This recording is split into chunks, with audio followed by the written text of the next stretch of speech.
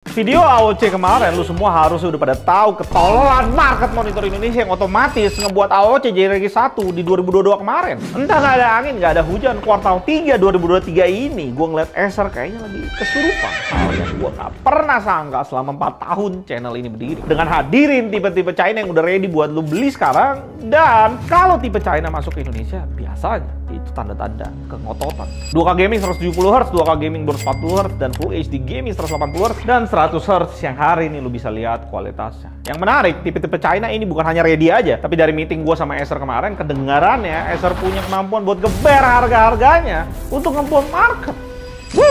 Mungkin Acer bisa jadi harapan di market ketololan ini. Lihat kengototan sih gue demen banget. Lu pada juga demen kan? Dan sponsor kali ini pasti demen juga. Intel Arc A750, graphic card dari Intel yang diklaim the first world GPU yang support AV1 hardware acceleration. Fungsinya buat encoding video pas lu streaming game, yang ngebuat hasil streaming game lu jauh lebih detail, lebih smooth dibandingin H264 di pemakaian bandwidth internet yang setara. Buat detail ya, cek di deskripsi bawah. Dari gue berkaca sama JD.com, marketplace terbesar satu China, dan bandingin dengan market Indonesia, gue bisa cukup silempulin apa yang akan terjadi di Indonesia ke depannya. Udah jelas, dua brand yang akan selalu jadi perangsang market. AOC dan Korui yang di backup sama pabrik assembly terbesar masing-masing. Yang keduanya sengaja di nerf supaya nggak konflik of interest sama kliennya yang lain. AOC yang kerjaannya ngebom barang bagus, terus hilang barangnya berbulan-bulan, dan Korui yang kelihatannya sengaja diakalin warnanya. Pertanyaan pentingnya, siapa klien yang mau di-push tahun ini sama dua pabrik itu? Dari analisa gua, ViewSonic dan Acer. Jalan tol market monitor di Indonesia terbuka lebar buat dua brand ini. Asal dua brand ini mau ngotot dan smart ngambil keputusan. ViewSonic emang pusing brand-brand badut dengan 2K gaming IPS terbaiknya, dan Acer dengan 3 tipe monitor yang gue bahas di awal. Keduanya pun naik ke ring MMA pasar 24 inch 100Hz, adu jotos untuk perebutin dompet lu pada. ViewSonic dengan VA2432H dan HW hitam dan putih yang katanya harganya mau dibenerin dulu baru minta gue review full setelah ini, dan Acer dengan 100Hz upgrade dari 75Hz sebelumnya.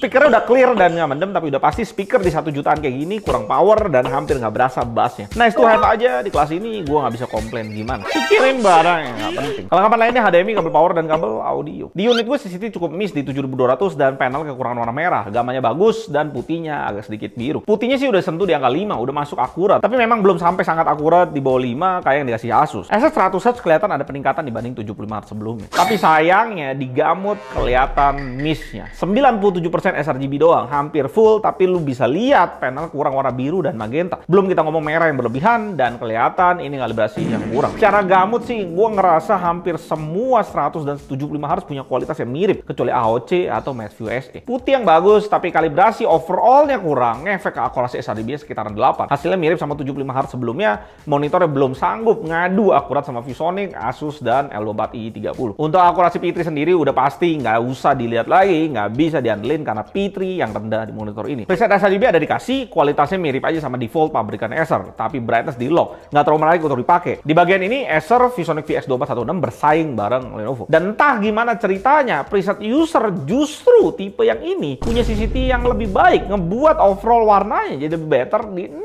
lebih.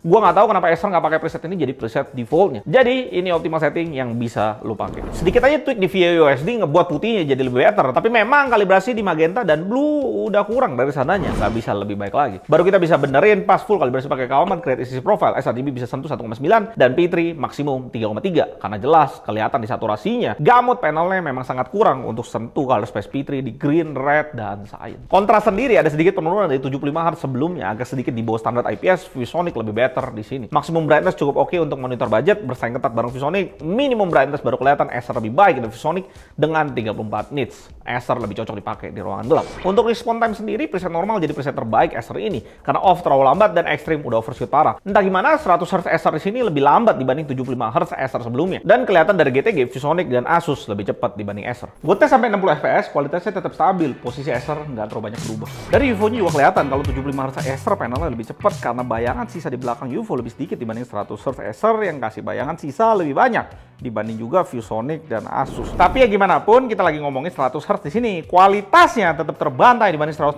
Hz atau 270 Hz terbaik Asus. Acer ini bisa lo beli di sekitar 1450-an dengan garansi Acer 3 tahun full mengcover semuanya termasuk panelnya. Plus di monitor Acer ini ada garansi 1 tahun ADP, Accidental Damage Protection. Bisa lo klaim 1 kali sistem ini. Ya kalau monitornya ada dot pixel yang kurang dari 3 atau 5 dan ditolak garansinya, lo tinggal secara harga sih Acer bersaing aja, bukan yang termurah. Tapi Acer 100 Hz tunjukin lu semua dua hal. Pertama, yang udah dipastikan 75 Hz IPS di pasaran jadi barang paling tolol untuk dibeli, kecuali sangat-sangat murah. Korban pertama dari Acer jelas Samsung yang masih garansi 1 tahun, dan tentunya LG yang juga harganya masih tolol. Kedua, Asus yang udah berdarah di 100 Hz memang punya kualitas overall lebih better dibanding Acer di sini. Tapi dengan cuma 1 port HDMI dan nggak ada speaker di Asus itu, Acer bikin Asus ngocor lagi darahnya dengan port lebih banyak dan udah kasih speaker dan harganya 100.000 lebih murah pas video ini dibuat. Dan dengan adanya speaker, Acer juga ngisi marketing cari secondary atau third monitor lumayan meja bersih dikit tanpa harus beli speaker tambahan lagi. Tapi di sisi lain gue mesti tanya juga sama Acer berapa banyak lu mau berdarah di segmen ini, karena ViewSonic ada confirm ke gua VA2432H hitam di 1399 dan tipe HW-nya yang body putih fullnya yang lu udah pada lihat secara data lebih better dibanding Acer 100 Hz di sini yang ada kemungkinan banting juga di harga yang sama. Tapi kalau ViewSonic lihat video ini dan tetap untuk pasang di 1,6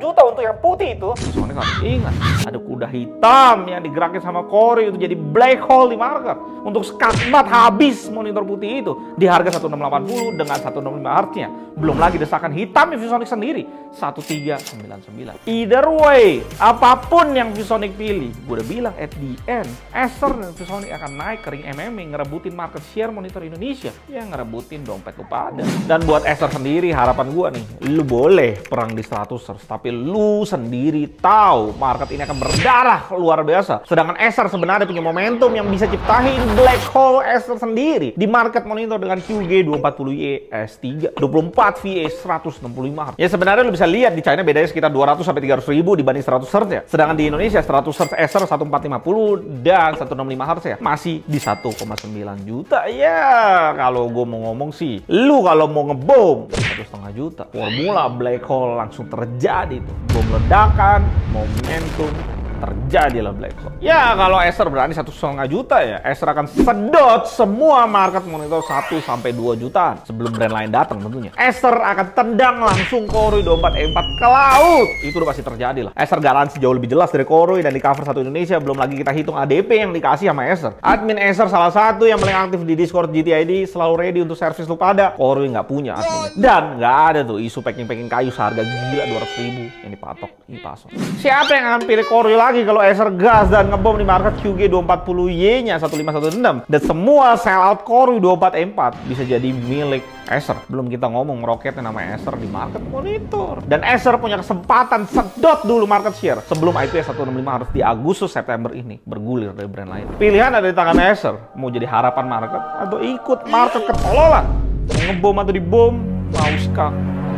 Kalau gue sih incer checkmate all in lah. Ngapain tuh gue dicek sama orang lain? Pasar monitor sih akan panas Agustus September ini. Dan yang nggak diam sudah dipastikan akan mampus. Dan akan banyak monitor buat lu semua pilih. Dan thank you Acer, salah satu brand yang paling gercep jawabnya di Discord GTID. Lu bisa langsung tanya tentang laptop, monitor, dan segala macam produk Acer lainnya. Dan Acer pun sponsor video ini dengan giveaway ke lu semua 10 monitor 100 Hz ini. Pas Discord GTID nyentuh 100.000 member di 31 Desember 2023 nanti. Dan kalau lu mau lihat ketololan market monitor Indonesia, udah diwakilin sama 2 video ini.